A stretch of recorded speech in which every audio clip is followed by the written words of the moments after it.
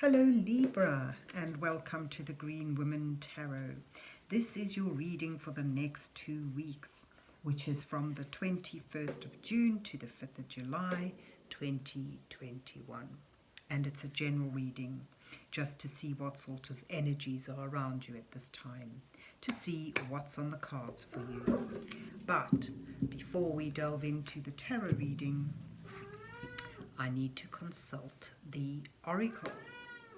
And this is the Antiquities of Magick oracle, which I'm using today just to draw a couple of cards from to start your reading off with. So let's see, what words of wisdom does the mysterious oracle have for Libra for the 21st of June to the 5th of July 2021. What messages are here for Libra for the next 2 weeks? What does Libra need to know at this time?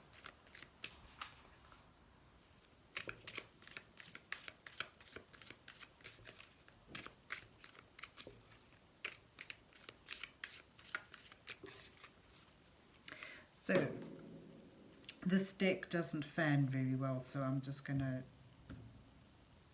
just let it fall open where it wants, and we'll just take a couple of cards.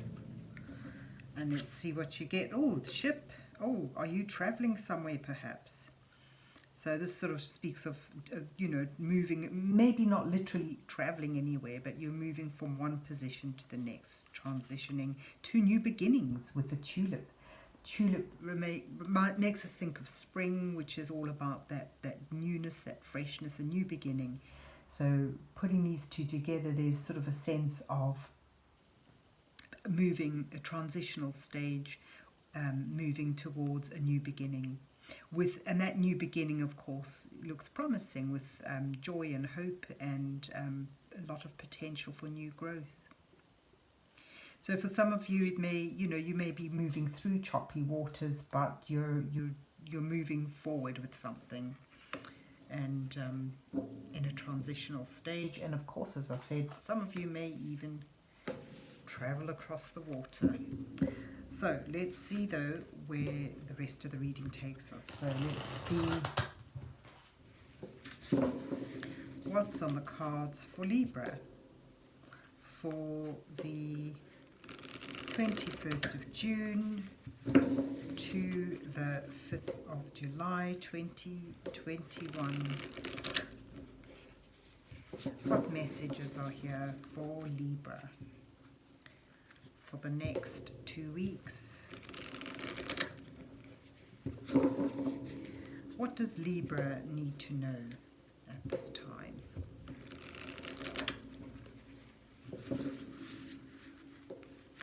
And we've got here today the Dark Mansion Tarot, which I'll be using with my usual 8-card spread. And the first 2 cards will depict you, where you are in your current situation. And the next 2 cards will highlight the challenges that you face at this time, or at least the influencing energies around you.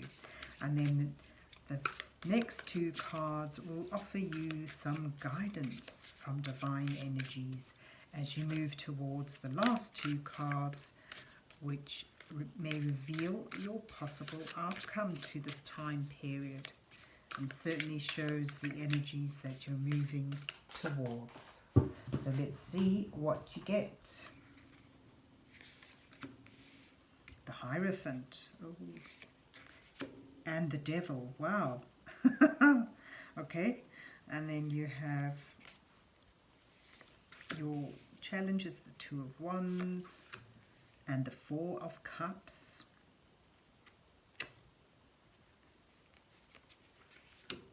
With the 9 of Pentacles and the Sun in your guidance row, and the Queen of Pentacles and the Page of Swords at the bottom of the deck. At the end, at the last card, and at the bottom of the deck, you've got the 9 of Swords. So it looks like you may well be feeling the choppiness of the waters here. The Nine of Swords sort of denotes that fretting, that worrying, that sleepless nights, the world, the weight of the world on your shoulders, sort of thing. So it shows troubled minds. But the message that we take from this card, the advice that we can always take from this card is be wary of allowing your thoughts to churn round and round in your head without any, without reaching any conclusions, decisions. The energy here is that you may well allow the fears, the worries to build up and just spiral out of control, rather than being able to make steady plans or careful, solutions and all that. But we'll look at the rest of the reading here. So you've got the Hierophant often can offer you some guidance. This is about the tradition, your moral code, your moral compass, and what traditionally guides you. It speaks of guidance and maybe in a staid way, though, tradition. And right next to the Devil, which is in this particular type of deck is more about asking you what you've given your power to. What have you inadvertently yielded your power to and become, chained to?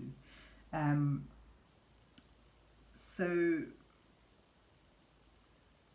the situation, it looks like that you've perhaps suddenly coming to realize that you're no longer comfortable with a situation that has a lot of structure, that has a lot of stability in it, but that you don't have your own voice in. Yeah, that's what I get. So the position you begin this time in is sort of looks uncomfortable.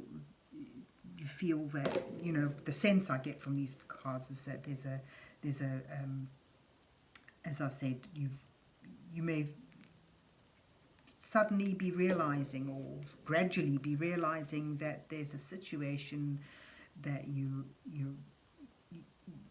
that seemed wonderful, and the temptation side of the Devil, it seemed like very, very promising, very alluring, but it perhaps was not as it seemed, and you're starting to feel that you have yielded your power over to something else or someone else.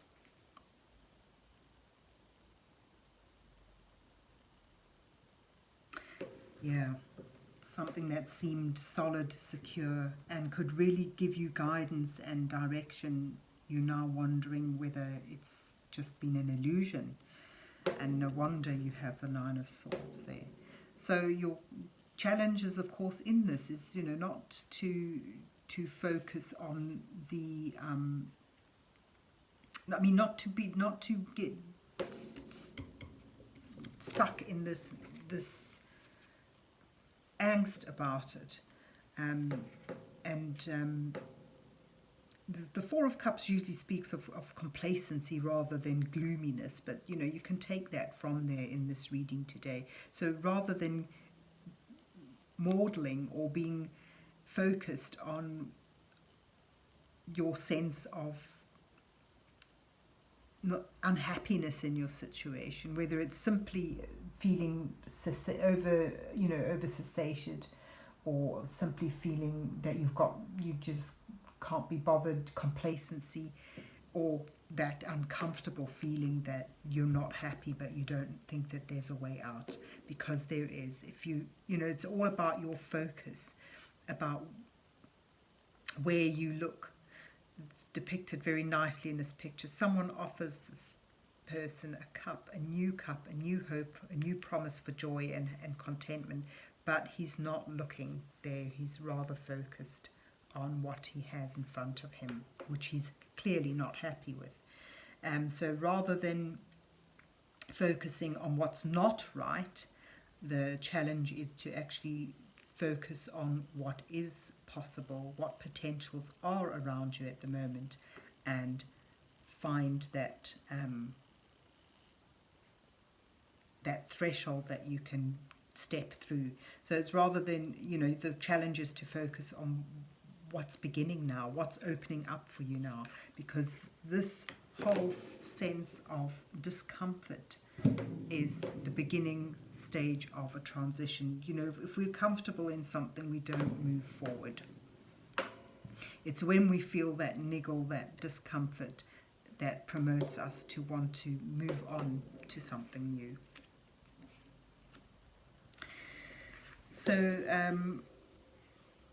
the Two of Wands, there's the challenges, is to find that doorway, find that threshold. And this particular deck shows the Two of Wands. It brings out that sense of balance you may need. So to realign your sense of balance and move forward rather than just staying where you are, where it's just going to continue to feel uncomfortable. Your guidance cards sort of suggest that what you need to aim towards in this time is a sense of independence. Nine of Pentacles. This is someone who has built up a comfortable situation for herself through her own hard work and discipline. She's tamed the beast and, has set up clear boundaries and is in a position now where she can enjoy and relax and enjoy the fruits of her labours, of her discipline, of what she has built up herself. So it does speak of independence. And you've got the Sun as well. Again, there's the Cup, that potential for joy, and the Sun is about basking in that light, in that joy. So it sort of suggests you find what is positive for you now. It denotes success, it denotes growth and the ability to enjoy, to appreciate what potential joy and happiness is around you. So as guidance cards, it sort of suggests find that joy within yourself. Find that success, or that potential for success and growth within yourself, rather than relying on something or someone else to support you and to guide you. Perhaps it's time to